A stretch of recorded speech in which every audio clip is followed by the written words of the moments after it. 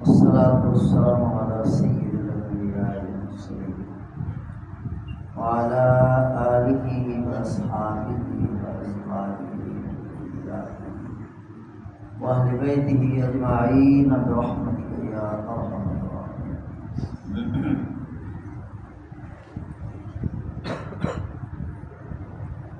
میرے عزت مار فضیلت مار حاضر صدر احترام دوستوں بزرگوں عزیز بھائیوں،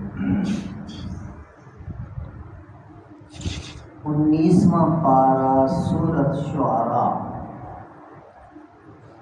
آیت نمبر 88۔ اللہ سبحانہ و تعالی کا ارشاد ہے، یوم لا ینفع مال ولا بنون الا من اتی اللہ بقلب سلیم۔ اللہ تعالیٰ فرما رہے ہیں کہ ایک دن ایسا آنے والا ہے جس دن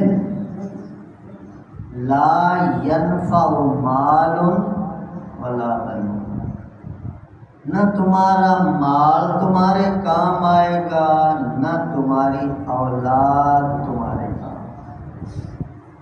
الا من اتی اللہ بقلب سلیم، ہاں جو سلامتی والا دل لے کے آئیں گے، جو کفر سے سلامت ہو، شرک سے سلامت ہو، غلط عقائد سے سلامت ہو، گناہوں سے سلامت ہو، پاک دل جو لے کے آئے گا وہ بندہ کامیاب۔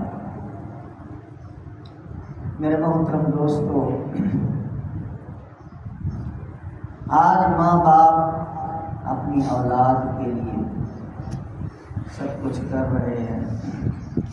کچھ ماں باپ تو ایسے ہیں جن کو نہ حلال کی پہچان، نہ حرام کی پہچان، نہ جائز کی پہچان، نہ ناجائز کی پہچان، بس اولاد کے لیے جائز ناجائز اکٹھا کرتے چلے جائیں۔ یہ پتہ نہیں کہ یہی مال بھی مصیبت بننے والی اور یہ اولاد بھی مصیبت بننے والی۔ یہ اللہ کا فرمان ہے، بعض قرآن کی آیت آ رہی ہے، دوسرے مقام پہ اللہ فرماتے ہیں لا یسأل حمیم حمیما، کوئی جگری دوست کسی جگری دوست کے کام نہیں آئے۔ اللہ فرما رہے یبصرونہم، 29واں پارہ اللہ فرماتے ہیں دیکھ لیں گے لوگ، یبصرونہم، آنکھوں سے دیکھ لیں گے، یود المجرم لو یفتدی من عذاب یومئذ ببنیہ، جو مجرم دنیا میں بغاوت کرتے رہے، شرارتیں کرتے رہے، حلال حرام کو ایک کر دیا تھا، شریعت کو ترک کرتے رہے، اللہ فرما رہے ہیں کہ اس دن یہ بندے اللہ سے فرمائش کریں گے یا اللہ ہماری اولاد کو دوزخ میں پھینک دے، ہمیں بچا، ہماری اولاد ڈال دوزخ کے اندر۔ یود المجرم لو یفتدی من عذاب یومئذ ببنی، اولاد کو یا اللہ پھینک، وصاحبتہ، یا اللہ میری بیوی جہنم میں پھینک دے مجھے بچا، واخی، یا اللہ میرے بھائیوں کو دوزخ میں پھینک دے مجھے بچا دے، وفصیلتہ التی تؤوی، یا اللہ میرے خاندان کو، کنبے کو، قبیلے کو، میری برادری کو، سب کو جہنم میں پھینک دے یا اللہ مجھے بچا دے۔ اور ومن فی الارض جمیعا، یہ بندہ اللہ سے درخواست کرے گا، وہ مجرم جس نے اپنے دل کو دنیا میں کالا کیے رکھا، شرک سے، کفر سے، بغاوتوں سے، شرارتوں سے، اللہ رسول کی نافرمانیوں سے، وہ بندہ یہ کہہ رہا ہے یا اللہ ساری دنیا کو اٹھا کے دوزخ میں پھینک دے یا اللہ مجھے بچا دے۔ اور خدا کی قسم یہ کہے گا کیونکہ قرآن اس بات کو بیان کر رہا ہے، تو اللہ کیا فرمائیں گے؟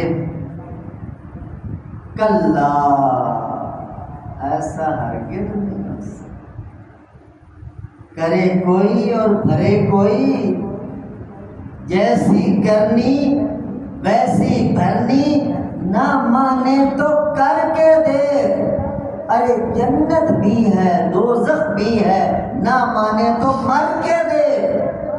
ابھی آنکھ بند ہونے والی ہے، اور آنکھ بند ہونے کے بعد ایک حقیقت کی آنکھ کھلنے والی ہے، جس سے پتہ چل جائے گا ہم گھوڑے پہ سوار تھے یا گدھے پر سوار تھے۔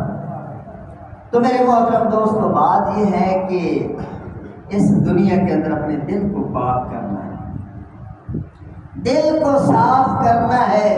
اللہ کو ستھرا دل چاہیے، پاکیزہ دل چاہیے، اور قلب المومن عرش الرحمن، پاکیزہ دل اللہ فرماتے ہیں وہ میرا عرش بن جاتا ہے، میرا گھر بن جاتا ہے۔ دل کو پاک کرنا ہے، دل کو صاف کرنا ہے۔ میرے محترم دوستو، ایک مومن کا دل نکال کے باہر رکھ دیں، اس کے ساتھ ایک کافر کا دل نکال کے باہر رکھ دیں، کوئی ڈاکٹر، کوئی سائنسدان، کوئی بڑے سے بڑا محقق ان میں فرق نہیں کر سکتا۔ کیا فرق ہے؟ ظاہری طور پر، مادی طور پر دونوں دل پڑے ہوئے ہیں، ایک کافر کا دل ہے، ایک مومن کا دل ہے، مگر اللہ کو پتہ ہے یہ دل کی بظاہر جو بوٹی نظر آ رہی ہے، اس بوٹی کے اندر جو نہ نظر آنے والے نظریات، نہ نظر آنے والے خیالات ہیں، وہ ہر بندے کے الگ الگ ہیں۔ میرے اپنے خیالات ہیں، آپ کے اپنے خیالات ہیں، 8 ارب انسان ہیں دنیا کے، ہر ایک کے الگ الگ خیالات ہیں۔ کوئی بندہ جج نہیں کر سکتا اس مادی دل کے اندر کیا خیالات ہیں، وہ ایک روحانی چیز ہے، اور اللہ کی اس چیز پر نظر ہے۔ میرے اس چیز کو پاک صاف کرنا ہے، خیالات پاک کرنے ہیں، نظریات پاک کرنے ہیں، نظر کو پاک کرنا ہے، کانوں کو پاک کرنا ہے، زبان کو پاک کرنا ہے، ہاتھوں کو پاک کرنا ہے، پاؤں کو پاک کرنا ہے۔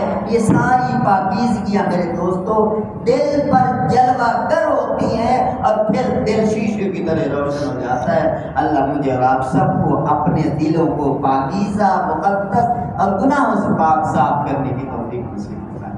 الحمدللہ رب العالمین والعاقبۃ للمتقین، والصلاۃ والسلام علی سید الانبیاء والمرسلین۔ اللهم اغفر لنا وللمؤمنین والمؤمنات والمسلمین والمسلمات الاحیاء منهم والاموات من الجنة والناس اجمعین، انك سمیع قریب مجیب الدعوات، رب ارحمهما كما ربياني صغيرا۔ وصلی اللہ تعالی علی حبیبہ وخیر خلقہ سیدنا محمد وعلی آلہ واصحابہ اجمعین۔